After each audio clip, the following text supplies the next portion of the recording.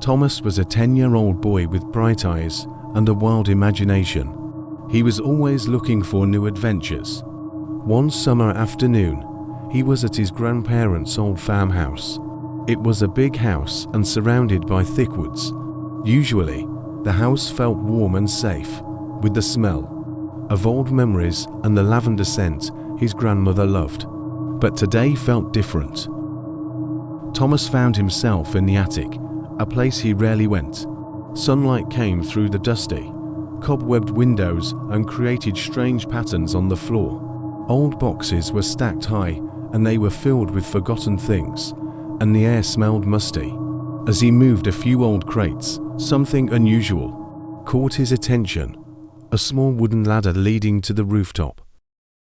His heart beat fast with excitement, and then he slowly climbed up the ladder. The roof made creaking sounds under his feet, and the wind whispered through the cracks, sending chills down his back. At the far end of the roof, Thomas noticed something strange. It was an old leather-bound diary, and stood there as if waiting for him. The book looked ancient, with cracks on its cover and a thick layer of dust. Then, Thomas picked up the diary. It felt cold, even though the sun was shining brightly. Curious, he blew off the dust. Then, he saw an eerie symbol appear on the cover, an eye surrounded by thorn-like shapes. Thomas felt a shiver run down his spine. He almost wanted to put the diary down, but he was too curious to stop. Carefully, he opened it. The old pages made a crackling sound as he turned them. The first entry seemed to whisper in a ghostly voice. The year was 1498, and Vesper's Hollow was once full of life until the darkness came. Thomas' hands began to shake. Suddenly, the wind grew stronger, nearly knocking the diary from his grip. Then, he felt an unexplainable chill. Unseen eyes were watching him. Scared but fascinated, he kept reading and not knowing. He had just opened a story that would lead him into a world of horror. As Thomas read the diary, he was transported to a different time. A small village called Vesper's Hollow in the 15th century. His grandparents had often told him stories about this place, but the truth was much darker than he expected. The diary explained that Vesper's Hollow used to be a lively village, surrounded by beautiful forests and fertile land. But in the late 1400s, things started to go horribly wrong. The villagers began whispering about a terrible sickness that no healer could cure. Then, it spread quickly and struck people without warning. Along with the illness, strange rumors began to spread, speaking of a curse that haunted the village. After that, tares took hold, and people started avoiding one another, scared of both the disease and the curse. Thomas discovered that his ancestors had lived in this village. His grandmother, Mary, was just 25 years old at the time. She was strong and hopeful. His grandfather, Samuel, was a skilled craftsman known for being brave and honest. Together, they tried to keep their family safe, but fear spread quickly. Neighbors became distant, and the once friendly village grew cold and suspicious. But that wasn't the worst part. People in the village started hearing strange things at night. Whispers from the forest and the feeling of being watched, even when no one was around. Some villagers woke up to dark figures standing by their beds, only to disappear when the sun came up. Then, the village healer, a wise old woman named Elspeth, warned them that the sickness wasn't just a disease. It was something darker, a force that grew stronger from the fear of the villagers. Thomas' heart raced as he imagined what his ancestors must have gone through. The descriptions in the diary created a terrifying picture in his mind. In Vesper's Hollow, fear and reality were starting to blend together, and no one knew what was real anymore. Then, Thomas continued reading, and his hands were gripping the diary so tightly that his knuckles turned white. The next entry he read described a night that changed everything. When Vesper's Hollow went from being a place of worrying to a place of pure fear. It was late autumn, and the village was unusually quiet. Mary and Samuel had just put their two young children to bed. The only warmth in their home came from the crackling fire in the fireplace. Suddenly, a loud and terrifying scream broke the silence. It was an eerie and high-pitched cry filled with sorrow and anger that echoed through the village. Then, Mary and Samuel looked at each other in fear. Samuel grabbed his only weapon, an old hunting knife, and slowly opened the front door. By now, the entire village was awake and stepped outside into the cold night to find out where the noise had come from.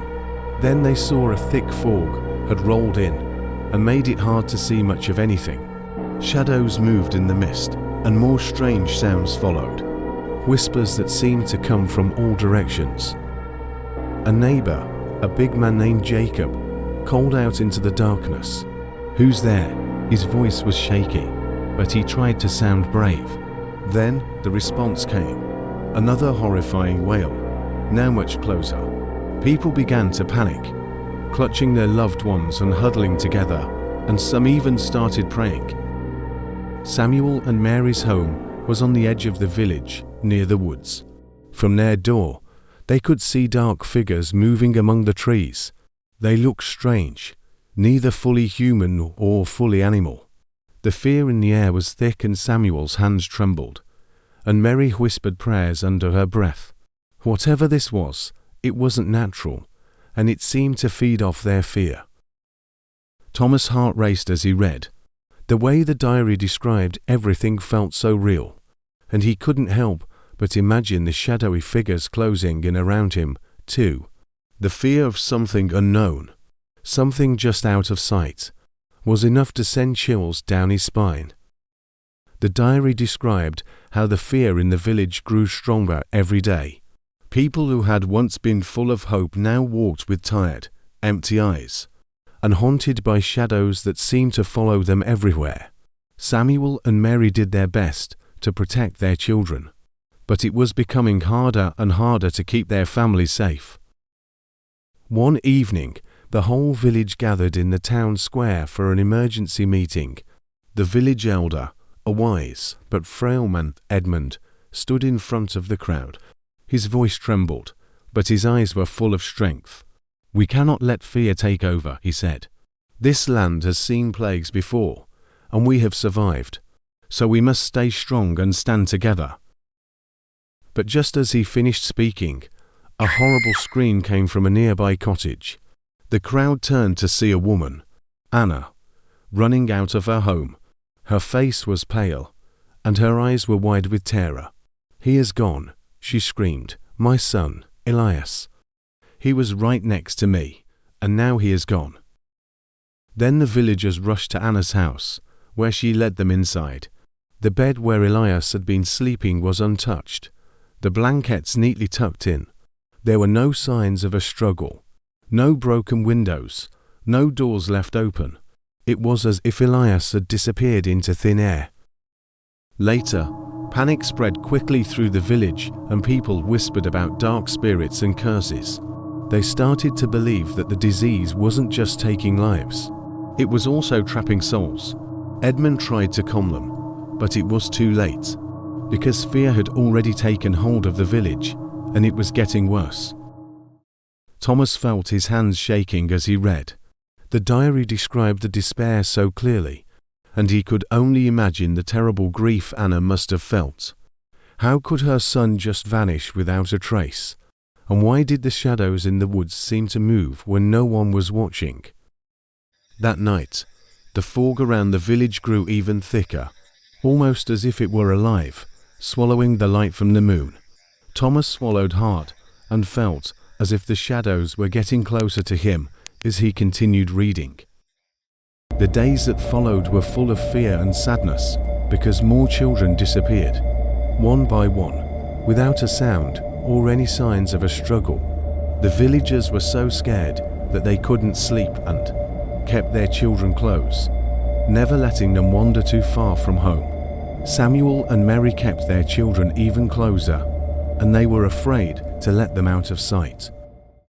One afternoon, when Samuel was chopping wood behind the house, he heard something strange. It was a voice, soft and far away and coming from the woods. "Samuel," it called, almost a whisper, but it sounded just like his father's voice. Suddenly, his heart skipped a beat, because his father had passed away years ago. "Samuel," the voice called again, this time louder and more urgent. It echoed through the trees, carried by the wind. Samuel's first thought was to run and grab his family, to hide away from whatever was out there. But the voice kept calling him and promising answers and the hope of saving his family. Then, despite his fear, Samuel took a step forward, then another. The woods grew darker and thicker, and the trees were twisted in strange shapes. The voice grew louder, almost pulling him deeper into the forest. When he finally reached a clearing, he froze in fear. The air grew cold, and a deep sense of dread washed over him. The clearing was empty, but Samuel felt as though something unseen was watching him. The voices of the lost surrounded him now, crying out for help, for peace, and for freedom from the darkness. Terrified, Samuel backed away quickly. His heart was pounding, and ran back to the village without looking back. When he returned, Mary saw the fear in his eyes. "What happened?" she asked softly, but her voice was shaking. Samuel couldn't speak. He was too shaken, haunted by what he had heard and by the realization that whatever was in those woods was growing stronger. Then, the diary entries became more urgent, and Thomas felt the tension as he read. One morning, the villagers saw strange symbols carved into their door frames. The symbols were old and twisted, looking like no one could understand. No one knew who had carved them or what they meant, but everyone felt a deep sense of fear. Mary looked at the mark on their door and her hands were shaking. "Samuel," she whispered, "this wasn't here yesterday." The symbol seemed to pulse with dark energy, almost like it was alive. Samuel tried to comfort her, but the fear in his eyes showed he was just as scared. They didn't know what the symbols meant, but they could feel that something terrible was about to happen. That night, the village was filled with nightmares. People woke up screaming, and their dreams were full of dark shadows and strange laughter. The fog outside grew thicker and covered the village in darkness. Then, the symbols on the doors seemed to glow faintly in the moonlight, as if warning of something terrible to come. Mary couldn't sleep, and she sat by the window, and she was holding a small locket that had belonged to her mother. As she looked out into the darkness, she thought she saw something moving. A tall, thin figure standing at the edge of the woods. It was hard to see, just a shadow in the mist, but it was there. She whispered, "Samuel," waking him up, and then he rushed to the window. But by the time he looked, the figure was gone. They stared out into the night and felt trapped and scared. The fog pressed against the glass, and the symbols on their door seemed to glow with a dark, evil light. Thomas felt uneasy as he read. The way the diary described the symbols and the shadowy figure made his skin crawl. He turned around, half expecting to see a shadow standing behind him, too. The next few days were filled with fear and worrying, because the whole village felt stuck in a nightmare that would never end. Then, the symbols on their doors seemed to grow darker with every sunrise. The diary talks about how the whispers in the village got louder, and people began to hear the voices of their loved ones calling them from the woods. The voices were sweet and friendly and tried to lure people closer to the unknown. One evening, when Mary was getting dinner ready, she heard her daughter, Emily, giggling outside. Then her heart stopped because Emily was supposed to be in the next room, reading. Mary dropped the knife she was holding and rushed to the door. The laughter continued, and it sounded exactly like her daughter. "Emily," she called, and her voice was shaking. Then she stepped outside and looked into the thick fog that covered the village. The laughter was closer now, playful and teasing. Mary's instincts told her to run back inside, but the sound of her daughter's voice kept pulling her forward. "Emily, where are you?" Mary called out.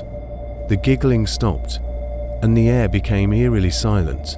The fog felt heavy, like it was closing in on her. Suddenly, a cold wind rushed past, and she heard a whisper, low and menacing, "She's ours now." Mary quickly stepped back and gasping for breath.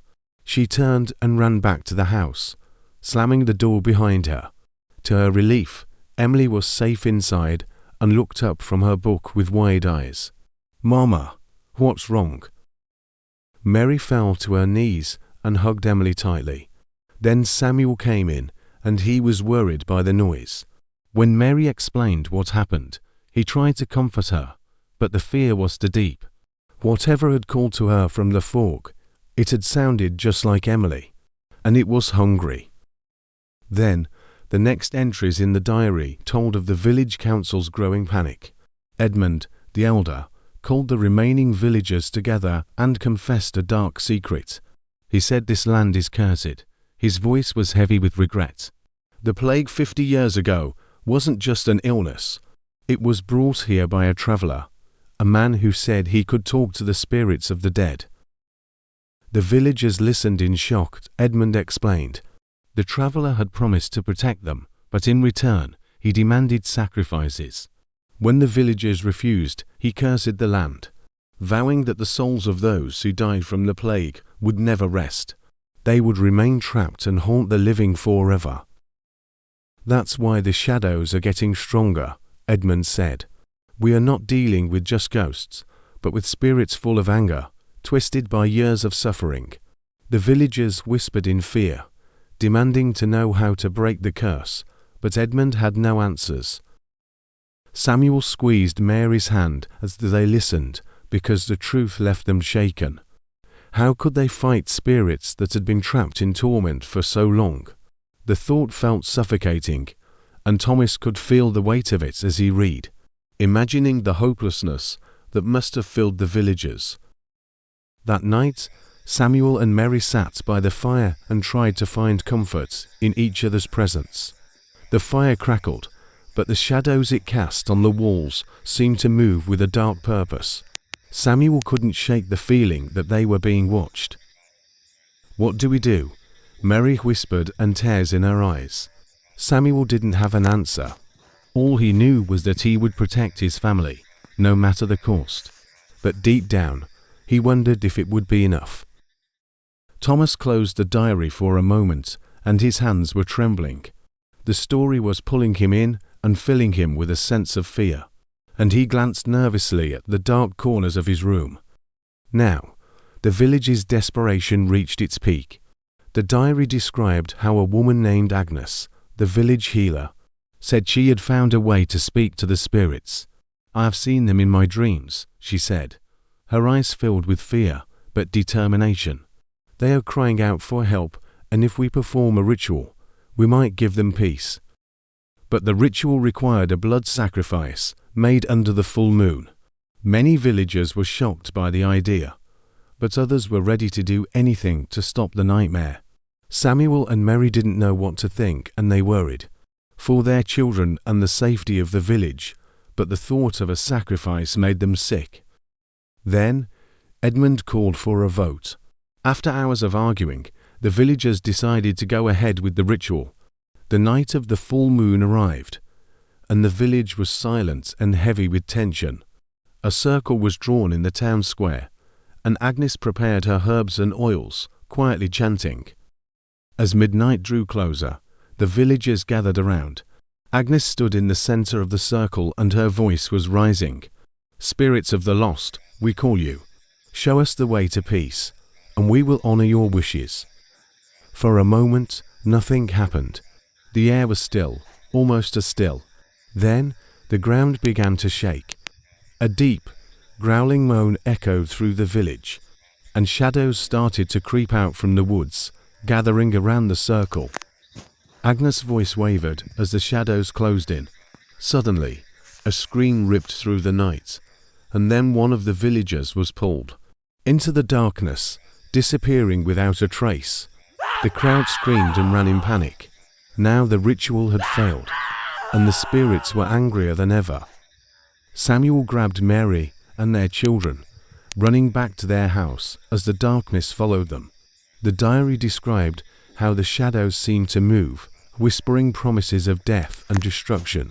It was a night no one would ever forget. Thomas' heart raced as he read. The fear felt real, almost like he could feel the power of the spirits. He took a deep breath and tried to steady himself, but the shadows in his room seemed to grow darker. The days after the failed ritual were the darkest the village had ever seen. The fog became thicker, choking the land, and the air smelled like rotting decay. Thomas couldn't help but imagine the hopelessness the villagers must have felt as he read on. Samuel and Mary tried to keep things normal for their children, but it was impossible. Emily, their youngest, had become strangely quiet and spent hours staring out the window at the fog. Even their oldest son, John, seemed different, pale and troubled, and his eyes were filled with restless nightmares he wouldn't talk about. One morning, Mary woke up to find strange symbols carved into the wooden floor of their house, the same symbols that had appeared on their doors. Her hands shook as she traced the jagged lines. "Samuel," she whispered, and her voice was trembling. "They are inside." Then, panic spread through the village. The others found similar carvings in their homes. No matter how many doors they locked or how many protective symbols they painted, the spirits had gotten in. Fear took over the village, and soon people began turning on each other, accusing their neighbors of being cursed or possessed. Thomas read about a man named Willem, who was dragged into the village square one evening by a mob of terrified villagers. Someone yelled, "He speaks to the spirits. He's the reason this is happening." Willem shouted that he was innocent, but no one listened. The villagers tied him to a post, and their eyes were wild with fear, and prepared to sacrifice him to try to calm the angry spirits. Samuel, one of the few who hadn't lost his mind in the panic, tried to stop them. He shouted, "This is madness. We are becoming monsters ourselves." But his words fell on deaf ears. The mob was too frightened, and they believed only blood could save them. In the end, Willem's screams filled the night, but the spirits were still not satisfied. Then, the diary shifted to Samuel's own fears. He wrote about how his son, John, had started to sleepwalk at night, and spoke in a language Samuel didn't understand. One evening, Samuel found John standing at the edge of the woods, and his eyes were wide and blank, chanting something that sounded ghostly. When Samuel touched his son's shoulder, John suddenly turned around. His voice was deep and strange. "We see you, Samuel," he whispered. "We see everything."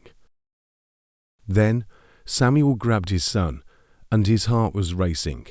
Now it was clear that the spirits were no longer just shadows in the fog. They had begun to control the villagers, whispering in their ears and bending them to their will. The line between the living and the dead was starting to disappear, and no one was safe.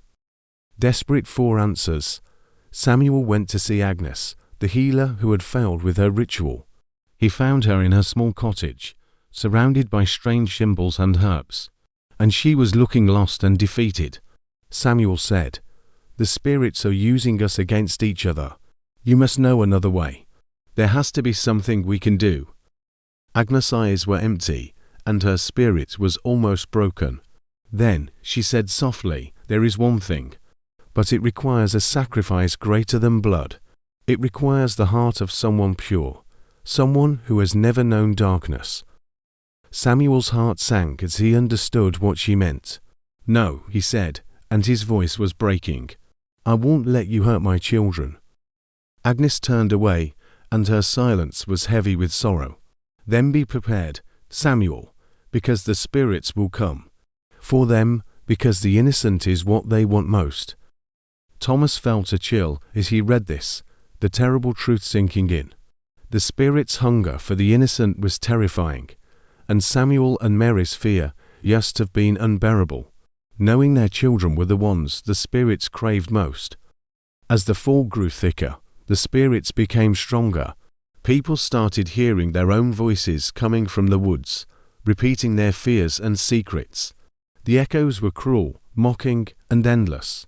At night, Mary would hear her own worries about her children, whispered back to her, and it was driving her close to madness. One evening, while gathering the last of the firewood, Samuel heard a voice he knew all too well. His mother's, Samuel. It called, gentle and loving, just as he remembered. Samuel, come home. Suddenly, he froze and his heart was heavy with grief, because his mother had died years ago, long before they moved to the cursed village. He knew it was a trick and a trap set by the spirits, but the voice was so real, so familiar. Tears filled his eyes as he forced himself to walk away, whispering prayers to block out the ache in his heart. But not everyone could resist. The diary told of an old woman in the village, Greta, a kind seamstress. One day, she followed the voice of her dead husband into the woods. The villagers searched 4 days, but all they found was her shawl, hanging on a tree branch, stained with something dark and red. Now the spirits were winning. They attacked every weakness and every sorrow. The villagers had nowhere to escape. Thomas felt a chill as he imagined the fog wrapping around him, and hearing voices whispering the secrets of those he loved. The fear of the unknown was overwhelming, and he wondered if he would have been strong enough to resist. Now, the village council made one last attempt to fight back. They chose the largest house in the village to turn into a sanctuary and called it the House of Shadows, a name that felt both hopeful and ominous. The villagers worked tirelessly, carved protective symbols into the walls, and used every charm that Agnes had given them. Samuel and Mary brought their children and prayed the house would keep them safe. The doors were locked tight, and heavy curtains were drawn over the windows, shutting out the fog that pressed against the glass. But as night fell, the House of Shadows felt more like a prison than a safe place. The air was thick with fear, and every creak in the old wooden floors made people jump. Shadows seemed to move on their own, crawling along the walls and whispering secrets that only the dead would know. Samuel held his children close, hiding his fear as best he could. The diary described that night as one of the longest and most terrifying in the village's history. The spirits had found a way inside, sneaking through tiny cracks, and growing stronger with every bit of fear they could feed on. Mary sat in a corner, clutching a rosary and praying silently, but even her prayers seemed powerless. The spirits whispered terrible things in her ear, and told her that her children would be taken and the village would soon be in ruins. Then a chilling sound echoed through the house, the laughter of a child, sweet and innocent. Emily looked up and her eyes were wide. "Mama," she said and pointed at the shadows. "There is a little girl and she wants to play." Samuel's heart stopped. The spirits had started to take on the form of children, using innocence as a cruel trick to make people feel safe. It was a twisted game, and time was running out. Thomas paused in his reading, his breaths quick and shallow. The horror of the House of Shadows was not just about fear of death. It was the fear of losing everything, of being consumed by something far more ancient and evil than anyone could understand. The night inside the House of Shadows seemed endless, with no hint of relief. The whispers never stopped and a chorus of lost souls called from the darkness. Emily, Samuel and Mary's youngest, was the first to sense the growing presence. She clung to her mother's dress and her small voice was trembling. She whispered, "They are here, Mama. They want to show me something." Samuel knew they couldn't stay in the house any longer. The diary described the hopelessness he felt as he tried to gather his courage and urged the other villagers to leave. "We need to get out," he pleaded. "This place is cursed, and we can't stay here." But many of the villagers were too terrified to move. The idea of stepping back into the fog was unbearable, and they clung to the desperate hope that the house's protective wards would save them, too scared to listen to reason. Samuel knew he couldn't convince everyone. Then, A pounding sound echoed through the house. It came from the basement, a heavy and rhythmic thud as if something, or someone, was trying to break free. The villagers fell silent and held their breath as the pounding grew louder. Agnes, the healer, had warned them to never enter the basement, and she had said it was the heart of the house's darkness. Samuel felt his blood run cold as he remembered her words. There are things beneath this house that should never be disturbed. But fear and curiosity can be a dangerous mix.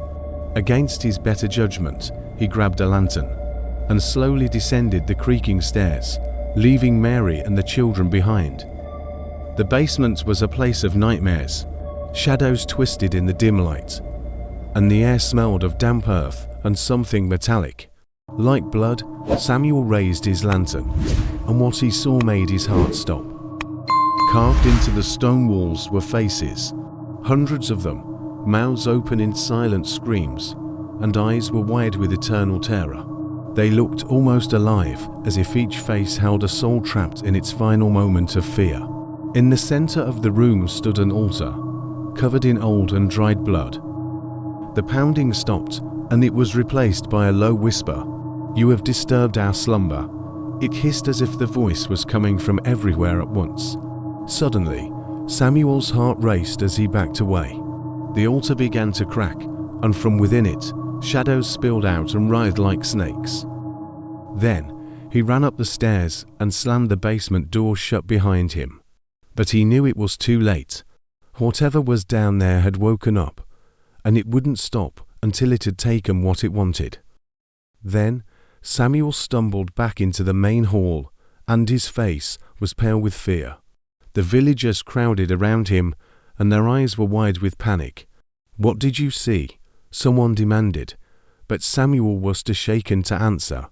The whispers still echoed in his mind, each word a promise of terror. Mary grabbed his arm, and her voice was tight with worrying. "Samuel, what happened? What's down there?" Before could respond. The shadows from the basement began to move through the house. They slithered along the walls, growing larger, darker, and more menacing. The candles flickered and went out, leaving the room almost completely dark. The villagers huddled together, and their fear was palpable. Then, one of the shadows stopped in front of a young boy named Peter. His mother tried to pull him away, but the shadow had already latched onto him. Peter's eyes rolled back, and his body went stiff as he was lifted off the ground. Then, when he spoke, his voice was deep and ancient, nothing like his own. The voice said, "We are the forgotten, abandoned to rot in death. We crave what was denied to us, life." Then, the villagers screamed and tried to flee, but there was nowhere to run. The House of Shadows had become a prison, and the spirits were taking over. Samuel realized then that Agnes' final ritual had failed. Now, the spirits were taking their revenge. In the chaos, Samuel grabbed his family and pushed through the panicked crowd. He shouted, "We have to get out of here." But as he reached the door, it slammed shut on its own and trapped them inside. Emily clung to his sleeve, and her eyes were wide with fear. "Papa," she whispered, "and they want me." Samuel's heart broke.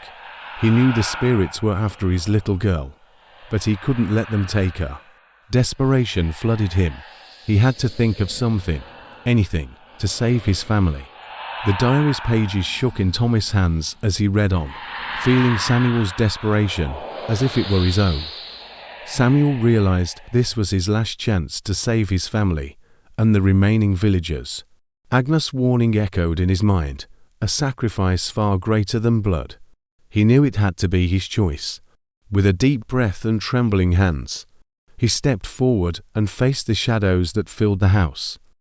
He said, "If it is the life you want," his voice was shaking but determined, "then take mine. Spare my family. Spare the innocent. I give myself willingly." Then the shadows seemed to pause, as if considering his offer. The silence was heavy, and everyone held their breath. Finally, a voice answered, low and filled with dark satisfaction. It said, "Very well, But know this, Samuel, you will never truly rest." Before he could respond, the shadows surrounded him and cold tendrils were wrapping around his body. He gasped as he felt his strength fading, but he kept his eyes on his wife and children. He whispered, "Be strong," his last words echoing through the room. The darkness swallowed him, and suddenly, the fog began to lift. The spirits retreated, and their hunger was satisfied, and the heavy air in the house started to clear. The villagers watched in stunned silence as the shadows disappeared, leaving only an echo of what had happened.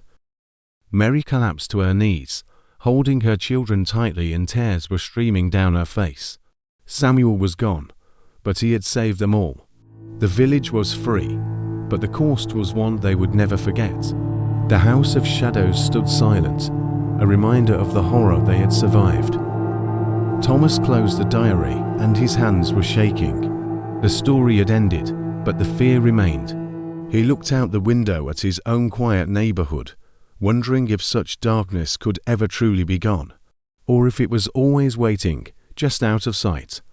If you like this video, please give it a like and subscribe to the channel. Please share this video with your friends and family too. Thanks.